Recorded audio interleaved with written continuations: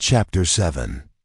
Mr. Bennet's property consisted almost entirely in an estate of £2,000 a year, which, unfortunately for his daughters, was entailed, in default of heirs male, on a distant relation. And their mother's fortune, though ample for her situation in life, could but ill supply the deficiency of his. Her father had been an attorney in Meryton, and had left her £4,000. She had a sister married to a Mr. Phillips, who had been a clerk to their father and succeeded him in the business, and a brother settled in London in a respectable line of trade. The village of Longbourn was only 1 mile from Meryton, a most convenient distance for the young ladies, who were usually tempted thither 3 or 4 times a week, to pay their duty to their aunt and to a milliner's shop just over the way. The 2 youngest of the family, Catherine and Lydia, were particularly frequent in these attentions. Their minds were more vacant than their sisters', and when nothing better offered, a walk to Meryton was necessary to amuse their morning hours and furnish conversation for the evening. And however bare of news the country in general might be, they always contrived to learn some from their aunt. At present, indeed, they were well supplied both with news and happiness by the recent arrival of a militia regiment in the neighborhood. It was to remain the whole winter, and Meryton was the headquarters. Their visits to Mrs. Phillips were now productive of the most interesting intelligence. Every day added something to their knowledge of the officers' names and connections. Their lodgings were not long a secret, and at length they began to know the officers themselves. Mr. Phillips visited them all, and this opened to his nieces a store of felicity unknown before. They could talk of nothing but officers, and Mr. Bingley's large fortune, the mention of which gave animation to their mother, was worthless in their eyes when opposed to the regimentals of an ensign. After listening one morning to their effusions on this subject, Mr. Bennet coolly observed, "From all that I can collect by your manner of talking, you must be 2 of the silliest girls in the country. I have suspected it some time, but I am now convinced." Catherine was disconcerted and made no answer. But Lydia, with perfect indifference, continued to express her admiration of Captain Carter, and her hope of seeing him in the course of the day, as he was going the next morning to London. "I am astonished, my dear," said Mrs. Bennet, "that you should be so ready to think your own children silly. If I wish to think slightingly of anybody's children, it should not be of my own, however. If my children are silly, I must hope to be always sensible of it.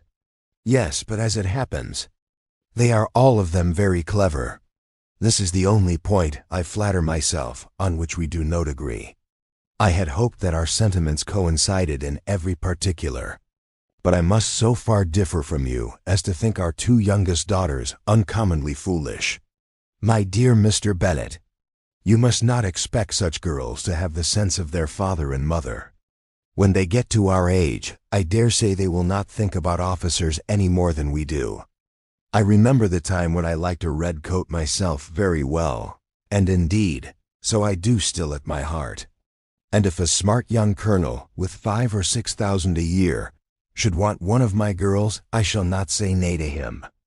And I thought Colonel Forster looked very becoming the other night at Sir William's in his regimentals." "Mamma," cried Lydia, "my aunt says that Colonel Forster and Captain Carter do not go so often to Miss Watson's as they did when they first came. She sees them now very often standing in Clark's library." Mrs. Bennet was prevented replying by the entrance of the footman with a note for Miss Bennet. It came from Netherfield, and the servant waited for an answer. Mrs. Bennet's eyes sparkled with pleasure, as she was eagerly calling out, while her daughter read, "Well, Jane, who is it from? What is it about? What does he say? Well, Jane, make haste and tell us." "Make haste, my love." "It is from Miss Bingley," said Jane, and then read it aloud. "My dear friend, if you are not so compassionate as to dine today with Louisa and me, we shall be in danger of hating each other for the rest of our lives. For a whole day's tete-a-tete between 2 women can never end without a quarrel. Come as soon as you can on receipt of this. My brother and the gentlemen are to dine with the officers. Yours ever, Caroline Bingley. With the officers, cried Lydia. I wonder my aunt did not tell us of that. Dining out, said Mrs. Bennet. That is very unlucky. Can I have the carriage? Said Jane. No, my dear. You had better go on horseback, because it seems likely to rain. And then you must stay all night. That would be a good scheme, said Elizabeth, if you were sure that they would not offer to send her home. Oh, but the gentlemen will have Mr. Bingley's chaise to go to Meryton, and the Hursts have no horses to theirs. I had much rather go in the coach. But, my dear, your father cannot spare the horses, I am sure. They are wanted in the farm, Mr. Bennet, are they not? They are wanted in the farm much oftener than I can get them. But if you have got them today, said Elizabeth, my mother's purpose will be answered. She did at last extort from her father an acknowledgment that the horses were engaged. Jane was therefore obliged to go on horseback, and her mother attended her to the door with many cheerful prognostics of a bad day. Her hopes were answered. Jane had not been gone long before it rained hard. Her sisters were uneasy for her, but her mother was delighted. The rain continued the whole evening without intermission. Jane certainly could not come back. This was a lucky idea of mine, indeed, said Mrs. Bennet more than once, as if the credit of making it rain were all her own. Till the next morning, however, she was not aware of all felicity of her contrivance. Breakfast was scarcely over when a servant from Netherfield brought the following note for Elizabeth. My dearest Lizzie, I find myself very unwell this morning, which, I suppose, is to be imputed to my getting wet through yesterday. My kind friends will not hear of my returning till I am better. They insist also on my seeing Mr. Jones. Therefore do not be alarmed if you should hear of his having been to me, and, excepting a sore throat and headache, there's not much the matter with me. Yours, etc. Well, my dear, said Mr. Bennet, when Elizabeth had read the note aloud, if your daughter should have a dangerous fit of illness, if she should die, it would be a comfort to know that it was all in pursuit of Mr. Bingley and under your orders. Oh, I am not afraid of her dying. People do not die of little trifling colds. She will be taken good care of. As long as she stays there, it is all very well.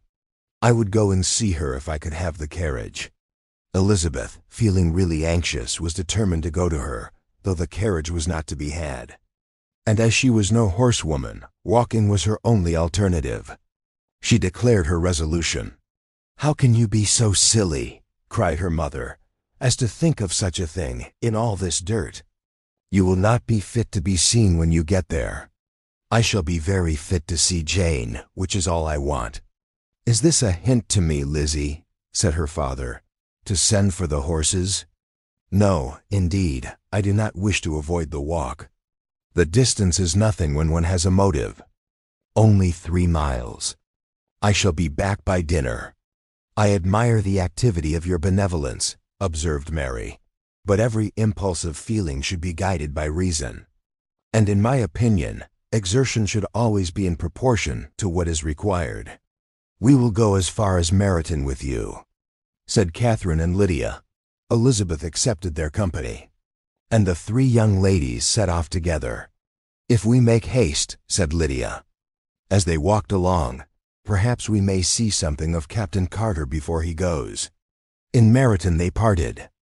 The 2 youngest repaired to the lodgings of one of the officers' wives, and Elizabeth continued her walk alone, crossing field after field at a quick pace, jumping over stiles and springing over puddles with impatient activity, and finding herself at last within view of the house, with weary ankles, dirty stockings, and a face glowing with the warmth of exercise. She was shown into the breakfast parlor, where all but Jane were assembled, and where her appearance created a great deal of surprise. That she should have walked 3 miles so early in the day, in such dirty weather, and by herself, was almost incredible to Mrs. Hurst and Miss Bingley, and Elizabeth was convinced that they held her in contempt for it. She was received, however, very politely by them, and in their brother's manners there was something better than politeness. There was good humor and kindness, Mr. Darcy said very little, and Mr. Hurst nothing at all. The former was divided between admiration of the brilliancy which exercise had given to her complexion, and doubt as to the occasions justifying her coming so far alone. The latter was thinking only of his breakfast, that her inquiries after her sister were not very favorably answered. Miss Bennet had slept ill, and though up, was very feverish, and not well enough to leave her room. Elizabeth was glad to be taken to her immediately, and Jane, who had only been withheld by the fear of giving alarm or inconvenience from expressing in her note how much she longed for such a visit, was delighted at her entrance. She was not equal, however, to much conversation, and when Miss Bingley left them together, could attempt little besides expressions of gratitude for the extraordinary kindness she was treated with. Elizabeth silently attended her.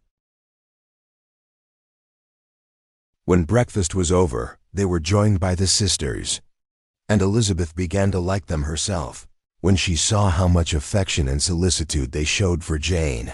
The apothecary came, and having examined his patient, said, as might be supposed, that she had caught a violent cold, and that they must endeavor to get the better of it, advised her to return to bed, and promised her some draughts. The advice was followed readily, for the feverish symptoms increased, and her head ached acutely. Elizabeth did not quit her room for a moment, nor were the other ladies often absent. The gentlemen being out, they had, in fact, nothing to do elsewhere. When the clock struck 3, Elizabeth felt that she must go, and very unwillingly said so. Miss Bingley offered her the carriage, and she only wanted a little pressing to accept it. When Jane testified such concern in parting with her, that Miss Bingley was obliged to convert the offer of the chaise to an invitation to remain at Netherfield for the present, Elizabeth most thankfully consented, and a servant was dispatched to Longbourn to acquaint the family with her stay and bring back a supply of clothes. Chapter 8. At 5 o'clock the two ladies retired to dress, and at 6:30 Elizabeth was summoned to dinner. To the civil inquiries which then poured in, and amongst which she had the pleasure of distinguishing the much superior solicitude of Mr. Bingley's, she could not make a very favorable answer. Jane was by no means better. The sisters, on hearing this, repeated 3 or 4 times how much they were grieved, how shocking it was to have a bad cold, and how excessively they disliked being ill themselves, and then thought no more of the matter, and their indifference towards Jane when not immediately before them restored Elizabeth to the enjoyment of all her former dislike. Their brother, indeed, was the only one of the party whom she could regard with any complacency. His anxiety for Jane was evident, and his attentions to herself most pleasing, and they prevented her feeling herself so much an intruder, as she believed she was considered by the others. She had very little notice from any but him. Miss Bingley was engrossed by Mr. Darcy, her sister scarcely less so.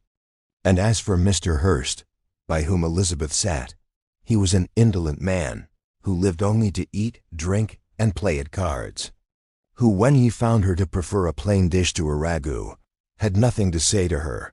When dinner was over, she returned directly to Jane, and Miss Bingley began abusing her as soon as she was out of the room.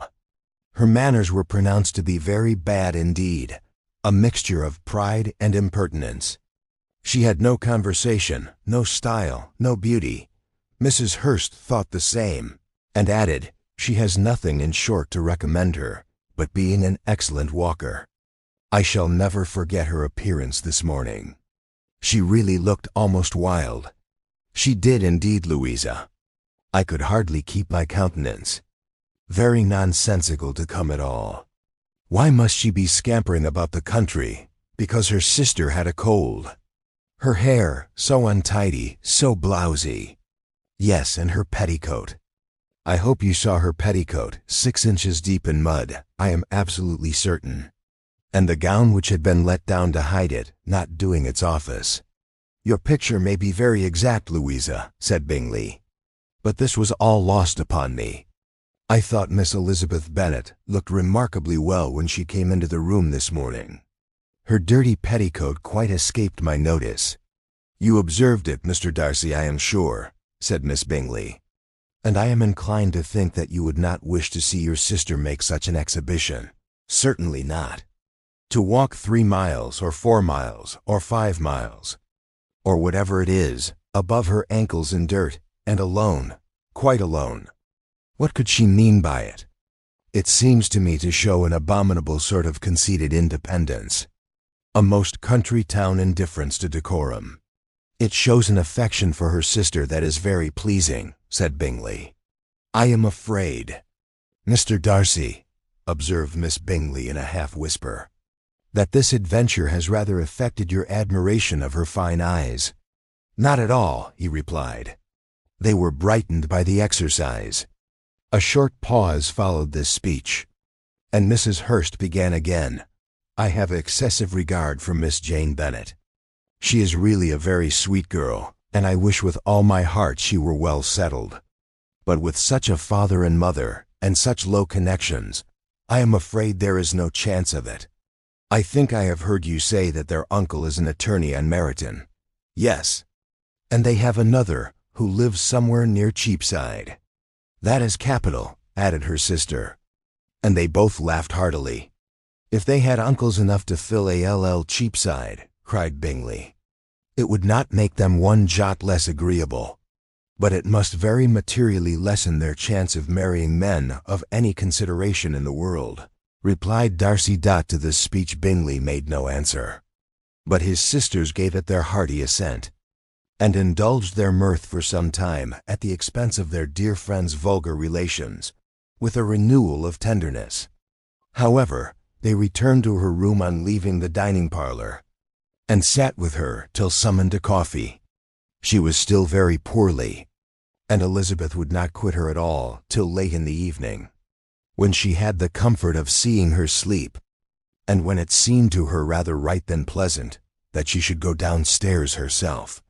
On entering the drawing-room, she found the whole party at loo, and was immediately invited to join them. But suspecting them to be playing high, she declined it, and making her sister the excuse, said she would amuse herself for the short time she could stay below with a book. Mr. Hurst looked at her with astonishment. "Do you prefer reading to cards?" said he. "That is rather singular." "Miss Eliza Bennet," said Miss Bingley, "despises cards. She is a great reader, and has no pleasure in anything else." "I deserve neither such praise nor such censure," cried Elizabeth. "I am not a great reader, and I have pleasure in many things." "In nursing your sister I am sure you have pleasure," said Bingley, "and I hope it will be soon increased by seeing her quite well." Elizabeth thanked him from her heart, and then walked towards the table where a few books were lying. He immediately offered to fetch her others, all that his library afforded. "And I wish my collection were larger for your benefit and my own credit. But I am an idle fellow, and though I have not many, I have more than I ever looked into." Elizabeth assured him that she could suit herself perfectly with those in the room. "I am astonished," said Miss Bingley, "that my father should have left so small a collection of books. What a delightful library you have at Pemberley, Mr. Darcy." "It ought to be good," he replied. "It has been the work of many generations. And then you have added so much to it yourself. You are always buying books. I cannot comprehend the neglect of a family library in such days as these." "Neglect? I am sure you neglect nothing that can add to the beauties of that noble place. Charles, when you build your house, I wish it may be half as delightful as Pemberley. I wish it may. But I would really advise you to make your purchase in that neighborhood, and take Pemberley for a kind of model. There's not a finer county in England than Derbyshire. With all my heart, I will buy Pemberley itself if Darcy will sell it. I am talking of possibilities, Charles. Upon my word, Caroline, I should think it more possible to get Pemberley by purchase than by imitation."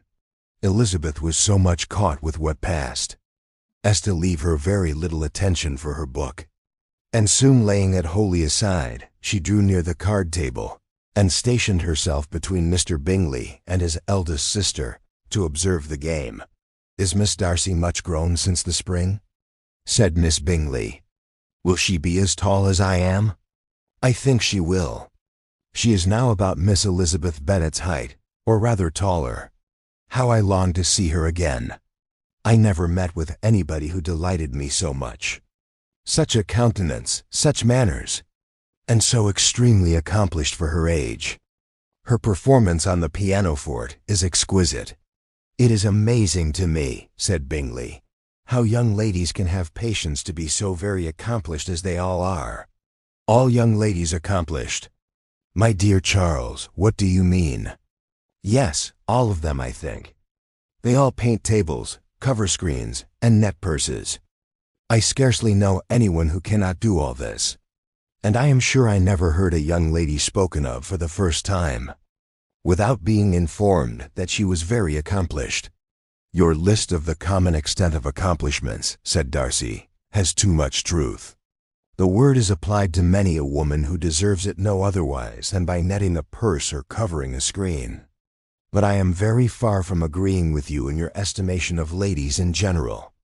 I cannot boast of knowing more than half a dozen, in the whole range of my acquaintance, that are really accomplished."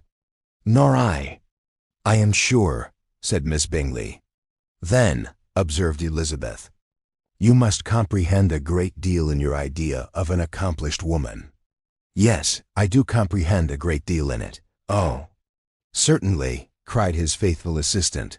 "No one can be really esteemed accomplished who does not greatly surpass what is usually met with. A woman must have a thorough knowledge of music, singing, drawing, dancing, and the modern languages, to deserve the word. And besides all this, she must possess a certain something in her air and manner of walking, the tone of her voice, her address and expressions, or the word will be but half deserved. All this she must possess," added Darcy, "and to all this she must yet add something more substantial, in the improvement of her mind by extensive reading. I am no longer surprised at your knowing only 6 accomplished women. I rather wonder now at your knowing any. Are you so severe upon your own sex as to doubt the possibility of all this? I never saw such a woman. I never saw such capacity, and taste, and application, and elegance, as you describe united." Mrs. Hurst and Miss Bingley both cried out against the injustice of her implied doubt, and were both protesting that they knew many women who answered this description, when Mr. Hurst called them to order, with bitter complaints of their inattention to what was going forward. As all conversation was thereby at an end, Elizabeth soon afterwards left the room. "Elizabeth Bennet," said Miss Bingley, when the door was closed on her, "is one of those young ladies who seek to recommend themselves to the other sex by undervaluing their own. And with many men, I dare say, it succeeds. But in my opinion, it is a paltry device, a very mean art."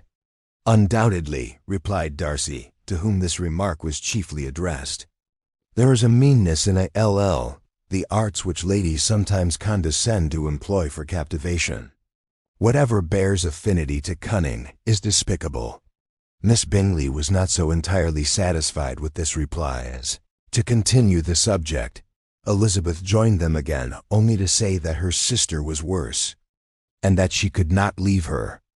Bingley urged Mr. Jones being sent for immediately, while his sisters, convinced that no country advice could be of any service, recommended an express to town for one of the most eminent physicians. This she would not hear of, but she was not so unwilling to comply with their brother's proposal, and it was settled that Mr. Jones should be sent for early in the morning, if Miss Bennet were not decidedly better. Bingley was quite uncomfortable. His sisters declared that they were miserable. They solaced their wretchedness, however, by duets after supper, while he could find no better relief to his feelings than by giving his housekeeper directions that every attention might be paid to the sick lady and her sister. Chapter 9. Elizabeth passed the chief of the night in her sister's room, and in the morning had the pleasure of being able to send a tolerable answer to the inquiries which she very early received from Mr. Bingley by a housemaid. and some time afterwards from the 2 elegant ladies who waited on his sisters. In spite of this amendment, however, she requested to have a note sent to Longbourn, desiring her mother to visit Jane, and form her own judgment of her situation. The note was immediately dispatched, and its contents as quickly complied with. Mrs. Bennet, accompanied by her 2 youngest girls, reached Netherfield soon after the family breakfast. Had she found Jane in any apparent danger, Mrs. Bennet would have been very miserable. But being satisfied on seeing her that her illness was not alarming, she had no wish of her recovering immediately, as her restoration to health would probably remove her from Netherfield. She would not listen, therefore, to her daughter's proposal of being carried home. Neither did the apothecary, who arrived about the same time, think it at all advisable. After sitting a little while with Jane on Miss Bingley's appearance and invitation, the mother and 3 daughters all attended her into the breakfast parlor. Bingley met them with hopes that Mrs. Bennet had not found Miss Bennet worse than she expected. "Indeed I have, sir," was her answer. "She is a great deal too ill to be moved. Mr. Jones says we must not think off moving her. We must trespass a little longer on your kindness." "Removed!" cried Bingley. "It must not be thought of. My sister, I am sure, will not hear of her removal. You may depend upon it." "Madam," said Miss Bingley, with cold civility, "that Miss Bennet will receive every possible attention while she remains with us." Mrs. Bennet was profuse in her acknowledgments. "I am sure," she added, "if it was not for such good friends, I do not know what would become of her. For she is very ill indeed, and suffers a vast deal, though with the greatest patience in the world, which is always the way with her, for she has, without exception, the sweetest temper I have ever met with. I often tell my other girls they are nothing to her. You have a sweet room here, Mr. Bingley, and a charming prospect over the gravel walk. I do not know a place in the country that is equal to Netherfield. You will not think of quitting it in a hurry, I hope, though you have but a short lease." "Whatever I do is done in a hurry," replied he, "and therefore if I should resolve to quit Netherfield, I should probably be off in 5 minutes. At present, however, I consider myself as quite fixed here." "That is exactly what I should have supposed of you," said Elizabeth. "You begin to comprehend me, do you?" cried he, turning towards her. "Oh, yes, I understand you perfectly. I wish I might take this for a compliment. But to be so easily seen through, I am afraid is pitiful. That is as it happens. It does not follow that a deep, intricate character is more or less estimable than such a one as yours." "Lizzie," cried her mother, "remember where you are, and do not run on in the wild manner that you are suffered to do at home. I did not know before," continued Bingley immediately, "that you were a studier of character. It must be an amusing study." "Yes, but intricate characters are the most amusing. They have at least that advantage."